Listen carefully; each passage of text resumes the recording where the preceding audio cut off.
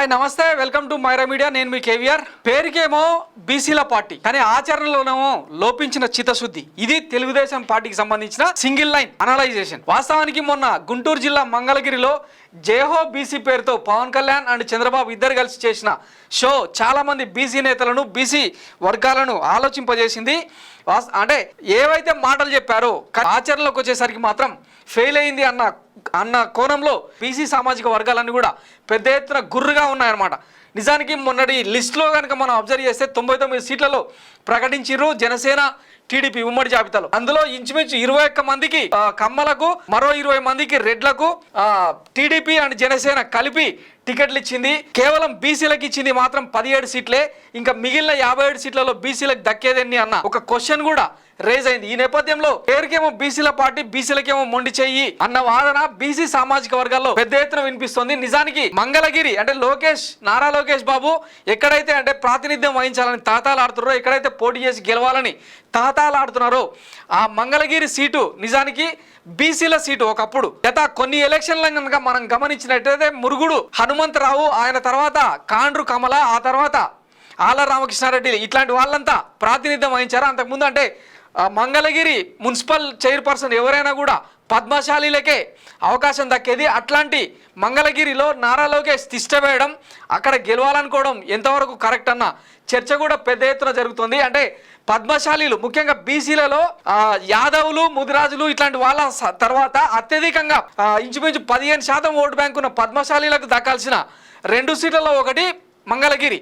అట్లాంటి సీటులో నారా లోకేష్ తిష్ట వేయడం, కాలు పెట్టి అక్కడ గెలవాలనుకోవడం ఎంతవరకు కరెక్ట్ అన్న చర్చ కూడా పెద్ద ఎత్తున జరుగుతుంది. దీంతో పాటు నారా చంద్రబాబు నాయుడు ఎప్పుడు చెప్తా ఉంటారు అనమాట, యువత రాజకీయాల్లోకి రావాలి, పెద్ద ఎత్తున వారికి అవకాశాలు ఇస్తాం, కనీసం 40% టికెట్లను వాళ్ళకి ఇస్తామని చెప్పి ఊదరగొడుతుంటారు. కానీ ఈ బీసీ సామాజిక వర్గాలను ఎదగనీయకుండా అత్యధికంగా అగ్రవర్ణాలకే టికెట్లు ఇవ్వడం, సీనియర్లకే పెద్ద మొత్తంలో టికెట్లు ఇవ్వడం, యువతను పక్కన పెట్టడం ఆయన చేసే మరొక దిక్కుమాలిన వ్యవహారం అనమాట.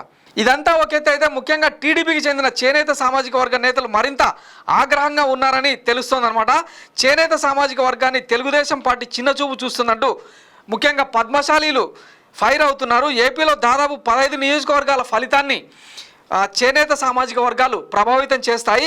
ఈ విషయాన్ని గుర్తించిన వైసీపీ అధినేత సీఎం జగన్మోహన్ రెడ్డి సీట్ల కేటాయింపులో ఎన్నో జాగ్రత్తలు తీసుకుంటారు. ఈసారి ముఖ్యంగా మంగళగిరిలో పద్మశాలి సామాజిక వర్గానికి చెందిన మురుగుడు లావణ్యకు టికెట్ ఇవ్వడం ఒక గొప్ప మార్పు అన్నమాట. వైసీపీకి సంబంధించి వీవర్స్ ఓట్ల ప్రాముఖ్యతను గుర్తించిన వైఎస్ జగన్ ఆ వర్గానికి 2 సీట్లు ప్రకటించి ముందుకు సాగుతుంటే టీడీపీ మాత్రం ఇప్పటి వరకు ప్రకటించిన 94 సీట్లలో ఒక్కటంటే ఒకటి పద్మశాలీలకు కేటాయించకపోవడం దారుణం అని చెప్పి ఈ బీసీలు పద్మశాలి సామాజిక వర్గం నుంచి తీవ్రమైన ఆగ్రహం వ్యక్తం అవుతుందన్నమాట.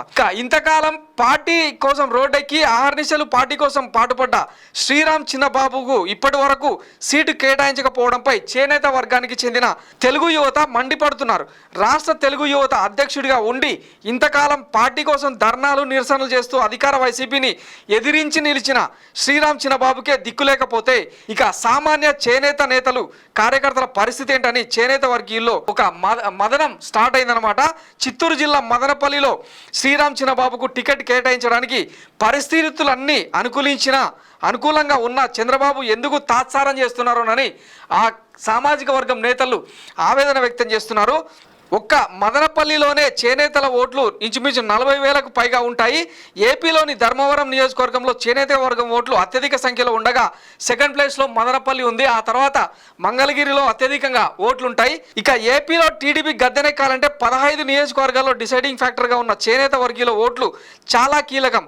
టీడీపీకి కీలక స్థానాలైన లోకేష్ బరిలో నిలుస్తున్న మంగళగిరి, బాలయ్య బాబు పోటీ చేస్తున్న హిందూపురంలో సైతం చేనేత వర్గీయులు ఓట్లు అత్యంత విలువైనవి. ఒకవేళ తమ వర్గం మీద ఈ టీడీపీ పార్టీ, చంద్రబాబు నాయుడు, నారా లోకేష్ అలసత్వం ప్రదర్శిస్తున్నారని కనుక ఒక చిన్న సిగ్నల్ కనుక పద్మశాలీలకు కనుక వెళ్ళిపోతే వచ్చే ఎన్నికల్లో తీవ్ర నష్టాన్ని మూటగట్టుకుంటారని చెప్పి వాళ్ళు హెచ్చరిక జారీ చేస్తున్నారనమాట.